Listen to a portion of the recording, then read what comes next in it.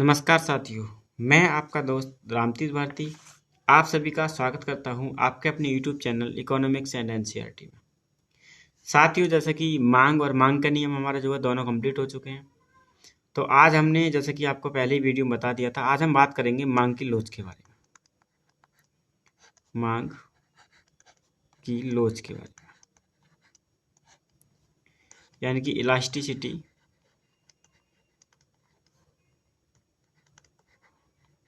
Of demand के बारे में। अब साथियों, जैसे कि आपने इससे पहले पढ़ा लॉ ऑफ डिमांड, ठीक है। तो जब आपने लॉ ऑफ डिमांड पढ़ा तब आपने देखा होगा कि किसी वस्तु की, कोई कमोडिटी है, अगर इसका प्राइस बढ़ता है तो इसकी डिमांड क्या होती है? इसकी डिमांड कम हो जाती है। और अगर प्राइस घटता है तो इसकी डिमांड बढ़ जाती है, ठीक है। लेकिन जो मांग का नियम होता है, यानी कि लॉ ऑफ डिमांड है, मांग का नियम हमें ये नहीं बताता है कि जब एक वस्तु का प्राइस बढ़ेगा तब इसकी मांग में कितनी कमी आएगी, और जब इस वस्तु का प्राइस घटेगा तब इसकी मांग में कितनी बढ़ोतरी होगी, ठीक है। तो जब वस्तु का प्राइस बढ़ा, यानी कि जब वस्तु की कीमत बढ़ी और उसकी मांग में कितना फर्क हुआ, कितना मतलब कितना बढ़ी या कितना घटी। जैसे कि यहाँ अगर प्राइस बढ़ेगा तो सिंपल सी बात है कि उसकी मांग घटेगी, और जब प्राइस घटेगा तो उसकी जो है डिमांड बढ़ेगी। लेकिन अब मांग का नियम ये नहीं बता रहा है हमें कि जब प्राइस बढ़ रहा है या प्राइस घट रहा है तो इसकी मांग में कितनी बढ़ोतरी और कितनी कमी आ रही है, ठीक है। तो इस बात को जानने के लिए कि जब वस्तु की जब कीमत बढ़ती है या वस्तु की जब कीमत घटती है तो वस्तु की मांग में कितनी उसकी मांग में कितनी कमी आती है और उसकी मांग में कितनी बढ़ोतरी होती है।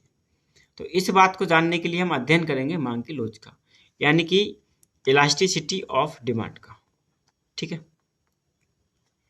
अब साथियों, जैसा कि एक साधारण बोलचाल भाषा में हम कह सकते हैं, अब जैसे बहुत सारे हमारे जो स्टूडेंट हैं उन्होंने जो लोच शब्द को हो सकता है कि पहली बार पढ़ा हो, या फिर इसको लोच पढ़ा तो है लेकिन लोच समझते नहीं लोच क्या होती है, ठीक है।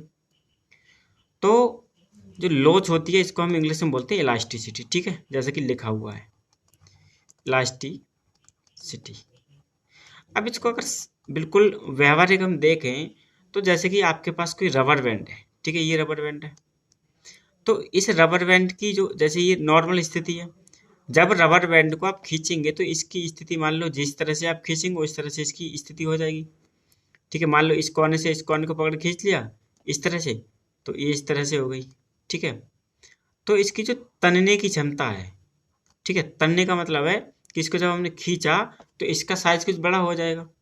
तो जो बड़ा हुआ साइज वो क्या है, इसकी तनने की जो है क्षमता है, एक गुण है इसका, कह सकते हैं हम।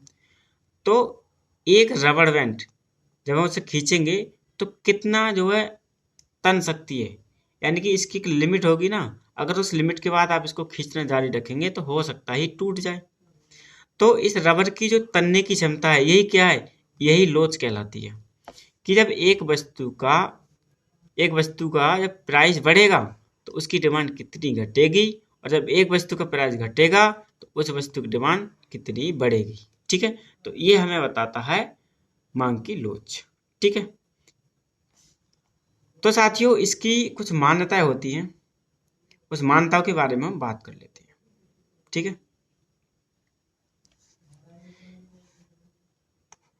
मान्यताओं के बारे में,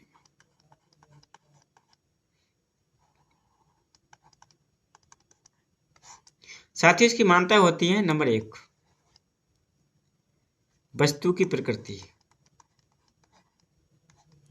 वस्तु की प्रकृति यानी कि नेचर ऑफ कमोडिटी। देखो, अब जो मांग की लोच है वो डिपेंड करती है कि वस्तु की प्रकृति कैसी है। अब देखो, वस्तु की क्या क्या प्रकृति हो सकती है। वस्तु की क्या क्या प्रकृति हो सकती है। नंबर एक, तो वस्तु जो है वो जो है या तो बहुत ज़रूरत की वस्तु हो सकती है, ज़रूरत की वस्तु हो सकती है। और नंबर दो जो हमारा है वो बहुत, मतलब कह सकते हैं हम, विलासिता की वस्तु हो सकती है। ठीक है, विलासिता की वस्तु। ठीक है, जरूरत की वस्तु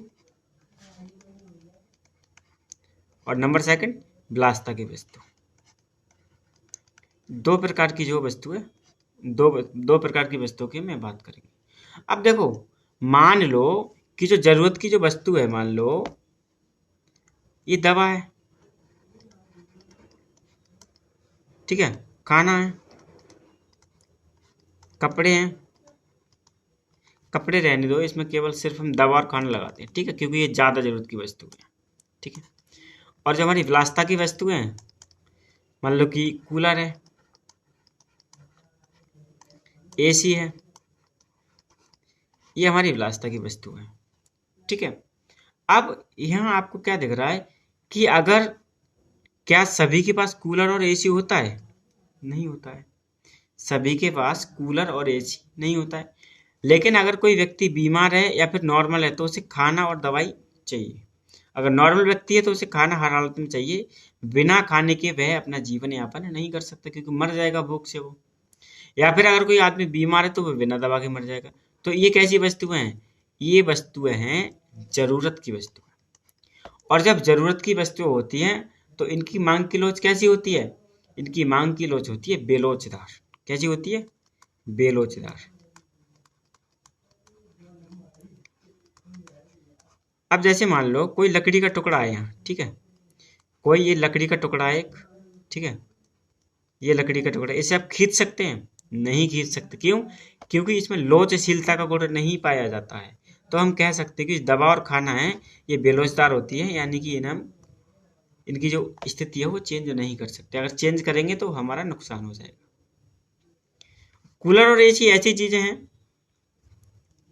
जिनके बिना भी हमारा काम चल सकता है। तो इनकी जो मांग की लोच होती है वो लोचदार होती है। ठीक है, मतलब ये वस्तु हमें जो है ज़्यादा मैंडेटरी नहीं है इनकी अपेक्षा। ठीक है, ये हमें बहुत मैंडेटरी है। इनके बिना हमारा काम नहीं चलेगा, तो और इनके बिना हमारा काम चल जाएगा। तो क्वेश्चन पूछ लेता है आपसे कि जरूरत की वस्तुओं की मांग की लोच कैसी होती है, तो आप आंसर देंगे कि जरूरत की वस्तुओं की जो लोच होती है वो बेलोचदार होती है, और विलासिता की वस्तुओं की जो मांग की लोच होती है वो लोचदार होती है। क्लियर? ठीक है, अब इसकी अगली मान्यता के बारे में बात करते हैं हम। नंबर 2,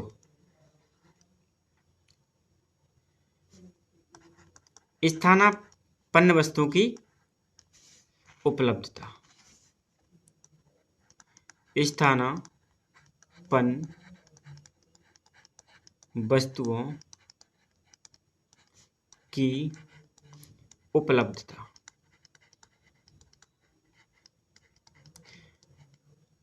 अब देखो, जैसे कि मान लो अपने यहाँ क्या है कि मान लो नमक है, ठीक है, नमक, अगर मान लो आपको नमक चाहिए तो क्या इसे किसी और वस्तु से स्थापित कर सकते हैं, विस्थापित कर सकते हैं? स्थानापन्न है इसका कोई नमक का? नहीं। तो चाहे नमक को 10 रुपये केजी बिके, ठीक है, या 20 रुपये केजी बिके, इसकी मांग में कोई भी डिफरेंस नहीं आएगा। क्यों? क्योंकि इसकी कोई स्थानापन्न वस्तु नहीं है। ठीक है, अब हम बात कर रहे हैं कि स्थानापन्न वस्तुओं की उपलब्धता। अगर ऐसी कंडीशन है कि स्थानापन्न वस्तु उपलब्ध है, ठीक है, स्थानापन्न वस्तु उपलब्ध है, तब उस समय क्या होगा? तब उस समय क्या होगा? अब जैसे कि मान लो पेप्सी है, ठीक है, पेप्सी। अब पेप्सी का क्या हुआ कि पेप्सी का प्राइस बढ़ गया, बहुत ज़्यादा बढ़ गया। तो अब आप बताइए कि क्या पेप्सी का कोई स्थानापन्न है, निकटतम स्थानापन्न है? अब आप कहेंगे बिल्कुल है। तो कौन सा है? देखो, कोक आता है, ठीक है, थम्स अप आता है, ठीक है, एप्पी आती है। ये कैसी है? ये सब कैसी है? ये भी एक प्रकार की पेप्सी है। अगर पेप्सी जो ब्रांड है, अगर इसकी कीमत बढ़ेगी तो लोग क्या उपभोग करेंगे? अब कोक को करेंगे, थम्स अप को करेंगे, या फिर एप्पी को करने लगेंगे, ठीक है। यानी कि अगर वस्तु का स्थानापन्न उपलब्ध है तब इसकी लोच कैसी होगी? लोचशील, लोचदार, ठीक है, लोचदार बोलेंगे, ठीक है। और अगर उपलब्ध नहीं है तो बेलोचशील, बेलोचशील, ठीक है। समझ गए होंगे। आपको बड़े ही साधारण शब्दों में हम जो है इस चीज को समझाने की कोशिश कर रहे हैं, ठीक है। आगे हम नंबर 3 बात करते हैं, आय का स्तर। आय का स्तर, ठीक है। तो देखो, अगर ऐसी कंडीशन है कि आपकी आय बढ़ रही है, ठीक है, आपकी जो इनकम है, इनकम लेवल है, वो बढ़ रहा है, ठीक है, तब तो आपका जो वस्तुओं के प्रति जो लोच होगी वो कैसी होगी? वो होगी इलास्टिक, यानी कि लोचदार, ठीक है। और अगर आपकी इनकम डाउन जा रही है या बहुत कम है, तब कैसी होगी? बेलोचदार। क्यों होगी? क्योंकि अगर आपकी इनकम ज़्यादा है, अगर आपकी इनकम ज़्यादा है तो आप महंगी वस्तु को भी परचेज कर सकते हैं, ठीक है, महंगी वस्तु को भी परचेज कर सकते हैं। लेकिन अगर आपकी आय कम है, यानी कि इनकम कम है, तब आपकी जो मांग की लोच है वो कैसी होगी? वो बेरोजगार होगी, क्योंकि आप वहां पर सिर्फ अपने जो बजट की चीजें हैं वही खरीद सकते हैं, उससे अधिक नहीं जा सकते, ठीक है। यानी आप अपनी मांग जो है उसमें चेंज नहीं कर सकते, और जब चेंज नहीं कर सकते मांग में, तो ये कंडीशन बनेगी इन इलास्टिक वाली, ठीक है, यानी कि बेरोजगार, ठीक है। समझ आ गया। आगे हम बात करते हैं नंबर 4 के बारे में, ठीक है। और नंबर 4 में आता है हमारा कीमत स्तर। कीमत स्तर यानी कि प्राइस लेवल।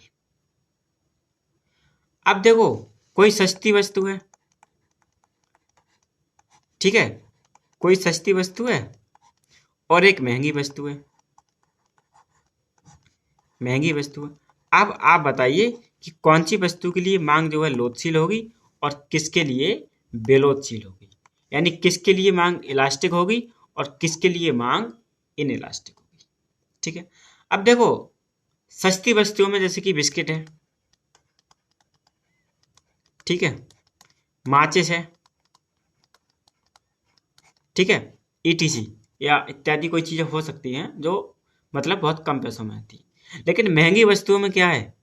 जैसे कि गोल्ड है, यानी कि सोना, ठीक है, और तुम्हारा कि हमारा एक एग्जाम्पल ले सकते हैं हम, डायमंड है। अब देखो, ये जो चीजें हैं सस्ती वाली, अगर मान लो आप बिस्किट लेने जाएं तो दुकानदार आपसे कहेगा अरे यार पूरा पैकेट ले लीजिए, ठीक है। तो आपकी मांग कितनी थी? मान लो आप 2 बिस्किट लेने गए, दुकानदार ने कहा पूरा बिस्किट ले लीजिए, चलो दे दो। तो क्या हुआ? आपकी मांग में क्या हुआ? चेंज आ गया ना, परिवर्तन आ गया। तो इसको क्या बोलेंगे हम? इलास्टिक, ठीक है, यानी कि लोचदार, ठीक है, लोचदार। वही सेकंड कंडीशन क्या है कि महंगी वस्तु के लिए हमारी जो मांग की लोच होती है वो कैसी होती है? इनइलास्टिक होती है, इनइलास्टिक होती है, ठीक है, यानी कि बेलोचदार होती है, बेलोचदार होती है, ठीक है। समझ आ गया। देखो, जैसे कि गोल्ड है, आप गोल्ड लेने जाए तो क्या आपने कभी सुना है कि दुकानदार से कि यार 1 तोला क्यों ले रहे हो, या 1 ग्राम क्यों ले रहे हो, 2 ग्राम ले लो, 3 ग्राम ले लो? नहीं, क्योंकि ये ऑलरेडी बहुत महंगी वस्तुएं हैं। तो इनमें जो है क्या होता है, महंगी वस्तुओं के केस में जो हमारी मांग होती है वो बेरोजगार होती है, क्योंकि इसकी मांग में हम चेंज नहीं कर सकते। बहुत छोटा मोटा चेंज हो सकता है, ना के बराबर, ठीक है। तो ये कैसी वस्तुएं हैं? बेलोजदार वस्तुएं, यानी महंगी वस्तुएं, ठीक है। आगे इसकी एक मान्यता और होती है, उसके बारे में हम बात कर लेते हैं। अब जैसे कि मान लो नंबर 5, ठीक है। अब जैसे मान लो कोई इमरजेंसी है, ठीक है, इमरजेंसी है। इमरजेंसी के केस में मान लो आपातकाल है। आपातकाल में मांग की लोच कैसी होती है? तो आपातकाल में मांग की लोच होती है बेरोजगार, ठीक है। क्यों? क्योंकि वहां आपको वस्तुओं की जो जरूरत होती है वो लेनी होती है, चाहे वो महंगी हो चाहे वो सस्ती हो, ठीक है साथियों। तो ये मांग की लोच की जो है मान्यताएं हो गई। आगे हम बात करेंगे मांग की मांग की लोच के जो कुछ स्टेप होते हैं, यानी प्रकार होते हैं, उसके बारे में बात करेंगे, ठीक है। इसमें या फिर हम छठा पॉइंट एक और शामिल कर सकते हैं, जैसे कि उपभोग का स्थगन। उपभोग का स्थगन, ठीक है। इसका क्या मतलब है कि मान लो जैसे आपको कहीं घूमना है, कहीं आपको घूमने जाना है, कहीं आपको घूमने जाना है, तो ये इसकी मांग की लोच कैसी होगी? तो इसकी मांग की लोच आपकी इलास्टिक होती है, ठीक है। क्यों? क्योंकि देखो ये जरूरत की चीज़ थोड़ी है घूमना। अब बहुत से लोग ऐसे भी हैं जो कहीं नहीं घूमने जाते हैं, तब भी उनकी लाइफ भैया कट रही है। और अगर जैसे मान लो, और ये कोई इतना मैंडेटरी नहीं है कि जैसे आप कहें कि चलो घूमने जाना है आज, तो उसके बिना जो है आपका काम नहीं चले, ठीक है। मतलब कहने का मतलब ये है कि कोई ऐसी कंडीशन जहां आप उसमें चेंज कर सके, जैसे आपको घूमने जाना है कि अरे चलो नहीं जाएंगे छोड़ो, तो ये कैसी हो गई? ये इलास्टिक कंडीशन हो गई, ठीक है। अब जैसे एक और हम इसमें शामिल कर सकते हैं, उपभोग की संख्या। 7 नंबर, उपयोग की संख्या। उपयोग की संख्या। अब देखो कोई ऐसी वस्तु है जिसका उपभोग कई जगह किया जा सकता है, यानी कि उसके उपभोग अधिक है, तब इस वस्तु की जो लोच होगी वो इलास्टिक होगी, ठीक है। क्यों? क्योंकि इसको प्रयोग मतलब हम कई जगह कर सकते हैं, उपभोग की संख्या अधिक है, तो इसकी जो प्रकृति है वो कैसी होगी? इलास्टिक होगी। और अगर कोई ऐसी वस्तु है जिसका प्रयोग हम बहुत कम जगह कर सकते हैं, बहुत कम जगह, तब इसकी कंडीशन क्या होगी? इसकी प्रकृति क्या होगी? इन इलास्टिक होगी, यानी कि बेलोचदार होगी, ठीक है। ये चीज आप समझ गए। तो ये कुछ जो है इसके एजम्पशन थे। एक चीज को और हम शामिल कर सकते हैं, समय काल को भी शामिल कर सकते हैं, टाइम पीरियड, ठीक है, टाइम पीरियड को। अब देखो जैसे आपने देखा होगा कि कोई व्यक्ति होता है, ठीक है, कोई व्यक्ति है, उसका कोई नियरली दोस्त या फिर फैमिली मेंबर, अगर उसकी डेथ हो जाती है, तो ये जो इसकी डेथ हो जाती है, तो शॉर्ट रन में, यानी कि अल्पकाल में उसे, जिस व्यक्ति का कोई पर्सनल जो है दोस्त है या फिर कोई फैमिली मेंबर है, अगर वो गुजर जाता है, तो ये समय अल्पकाल जो है उससे बड़ा कठिन लगता है, ठीक है। बहुत याद आती है और बहुत सारी चीजें मतलब होती है, तो इस काल को हम बोलते हैं इन इलास्टिक, यानी कि बेलोचदार। इन इलास्टिक यानी कि बेलोचदार। वहीं अगर इसी चीज को ले लो लॉन्ग टर्म में, लॉन्ग टर्म में यानी कि दीर्घकाल में, दीर्घकाल में किसको? कोई पर्सन है आपका निजी, कोई करीबी दोस्त है, कोई है, अगर उसकी डेथ हो जाती है, तो ये दीर्घकाल में आपको, दीर्घकाल में इसकी प्रकृति कैसी होगी? इलास्टिक होगी। देखा होगा आपने कि जब किसी का कोई घर में गुजर जाता है, माता पिता भाई बहन या कोई भी एक्स वाई जेड, तो स्टार्टिंग में उससे बहुत दुख होता है, लेकिन धीरे धीरे चीज़ें कैसी हो जाती हैं? चीज़ें धीरे धीरे सामान्य होती जाती हैं। तो अगर बात की जाए अल्पकाल की, तो ये इनइलास्टिक होता है, और बात की जाए दीर्घकाल की, तो ये इलास्टिक होता है, ठीक है साथियों। अब हम बात करेंगे लोच के प्रकार के बारे में, ठीक है। लोच के प्रकार के बारे में, यानी मांग की लोच के प्रकार। तो मांग की लोच के जो प्रकार होते हैं वो टोटल 5 प्रकार होते हैं, जिनकी हम यहाँ बात कर रहे हैं। तो सबसे पहला होता है हमारा पूर्णतया लोचदार मांग, यानी कि elasticity of demand is equal to अनंत। ठीक है, इसका मतलब है कि प्राइस में कोई चेंज नहीं होता है। ठीक है, प्राइस में कोई चेंज नहीं होता है, लेकिन इसकी जो क्वांटिटी है वो चेंज होती है। देखो यहाँ अलग है क्वांटिटी, यहाँ अलग है क्वांटिटी, यहाँ अलग है क्वांटिटी। ठीक है, ये हमारा डी डी डैश जो है मांग वक्र है, यानी कि डिमांड कर्व है, डिमांड कर्व है। अब ऐसी वस्तु कौन सी होती है? ऐसी वस्तु होती है बिजली है, पानी है। देखो क्या आपने देखा है कि बिजली की जो कीमतें हैं बार बार बहुत जल्दी जल्दी चेंज हो रही है, या पानी की कीमतें बहुत जल्दी जल्दी चेंज हो रही है। इन चीज़ों की कीमत जो है ना बहुत दिनों के बाद चेंज होती है। ठीक है, तो इनकी जो लोच होती है, मांग की लोच होती है, वो कैसी होती है? वो अनंत के बराबर होती है। ठीक है, आगे हम बताते हैं कि इसकी जो मांग की लोच है वो अनंत के बराबर कैसे होती है। अब देखो, जो इलास्टिसिटी ऑफ डिमांड होता है, ये ईडी हमारा इलास्टिसिटी ऑफ डिमांड है। ठीक है, इलास्टिसिटी ऑफ डिमांड। ठीक है, इसका फॉर्मूला क्या होता है? Percentage change in quantity demanded. देखो ये जो डेल है, ये डेल किसको संबोधित करता है? चेंज को, यानी कि परिवर्तन को। ठीक है, इकोनॉमिक्स में अगर आपको डेल साइन मिल जाए, या फिर डेल का साइन आपको किसी भी सब्जेक्ट में मिल जाए, तो उसका मतलब क्या होता है? चेंज, यानी कि उस वस्तु में परिवर्तन हो रहा है। ठीक है, तो यहाँ किस में परिवर्तन हो रहा है? क्वांटिटी डिमांडेड में। लेकिन प्राइस क्या है हमारा? प्राइस तो हमारा बिल्कुल इक्वल है ना, प्राइस में कोई चेंज नहीं है, परसेंटेज चेंज इन प्राइस। ठीक है, या पी हमारा क्या है?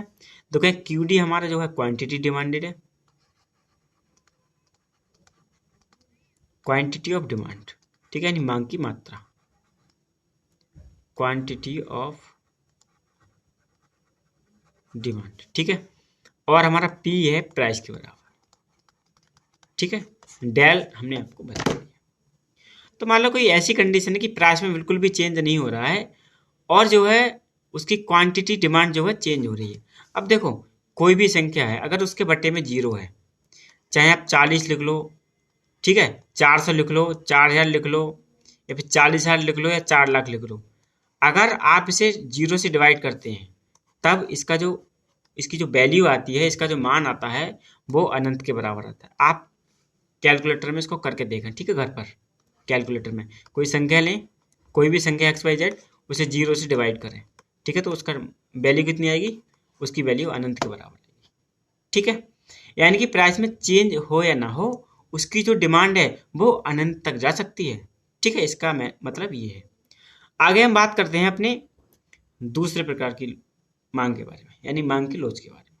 इसको हम बोलते हैं पूर्णतया बेलोचदार मांग। ठीक है, पूर्णतया बेलोचदार मांग।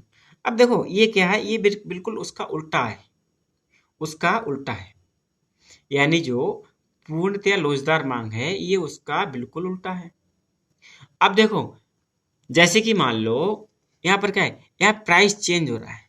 ठीक है, यहाँ प्राइस चेंज हो रहा है। मान लो ये कंडीशन है, यहाँ पी प्राइस है, मान लो यहाँ P1 हो गया, यहाँ P2 हो गया, तो आपने क्या देखा कि प्राइस चेंज हो रहा है, लेकिन प्राइस का जो है डिमांड पर कोई भी फर्क नहीं पड़ रहा है, कोई भी प्रभाव नहीं पड़ रहा है। ये डी डी डैश क्या है हमारा? ये डी डी डैश जो है डिमांड कर रहा है। ठीक है, यानी कि मांग वक्र है, डिमांड कर्व, यानी कि मांग वक्र है हमारा, मांग वक्र। ठीक है, तो आप क्या देख रहे हैं कि प्राइस में तो चेंज हो रहा है, लेकिन प्राइस के चेंज होने का क्वांटिटी पर कोई भी प्रभाव नहीं पड़ रहा है। इसको अब हम गणितीय रूप में देखते हैं, जैसे कि percentage change in quantity demanded. ठीक है, मैं आपको पहले ही बता चुका हूं कि डेल क्या है, QD क्या है और प्राइस क्या है। तो आप इसको पीछे वाली स्लाइड से देख सकते हैं। Percentage change in price. अब देखो इसकी कीमत में तो बिल्कुल भी चेंज नहीं हो रहा है, सॉरी इसकी डिमांड में तो बिल्कुल भी चेंज नहीं हो रहा है, जीरो चेंज है, ठीक है। लेकिन इसकी प्राइस में चेंज हो रहा है। यह समथिंग का मतलब है कि आप 2, 20, 200, 2000 कुछ भी मतलब इसका चेंज करें आप, ठीक है। जब ये वाली कंडीशन बनती है तो इसकी वैल्यू कितनी आती है, जीरो आती है। इसको भी आप कैलकुलेटर से करके देख सकते हैं। जीरो को आप किसी भी संख्या से जब भाग देंगे, चाहे 20 से, 200 से, 2000 से, XYZ किसी भी संख्या से आप भाग दीजिए इसे, इसकी वैल्यू कितनी आएगी, इसकी वैल्यू जीरो के बराबर आती है। यानी कि प्राइस बढ़ जाए या कम जाए, उसकी क्वांटिटी डिमांड पर यानी इसकी मांग पर उस प्राइस का बढ़ने का घटने का कोई भी प्रभाव नहीं पड़ेगा, ठीक है। अब ऐसी वस्तुएं कौन सी होती हैं, ऐसी वस्तुएं दवाएं होती हैं और नमक होता है, ठीक है। आपने कभी देखा है कि भैया दवा सस्ती हो गई तो एक गोली की जगह आप 4 गोली खा लो, एक गोली की जगह 4 गोली खा लो, कभी ऐसा होता है। या फिर नमक सस्ता हो गया तो आपने अपनी मम्मी से कभी कहा है कि मम्मी आज नमक सस्ता है, आज एक की जगह 2 चम्मच डाल दो, ऐसा होता है कभी, नहीं होता। तो इसी यही कारण है कि इसकी जो है प्राइस सब कुछ रहे इस वस्तु का, कि इस वस्तु की कीमत चाहे कुछ भी रहे, लेकिन इसकी जो डिमांड है, इसकी जो मांग है उसमें कोई भी चेंज नहीं होता है। इसीलिए जो इसकी जो वैल्यू होती है, इसका जो मान होता है वो जीरो के बराबर होता है, ठीक है। अब आगे हम बात करते हैं अपनी तीसरे कंडीशन के बारे में।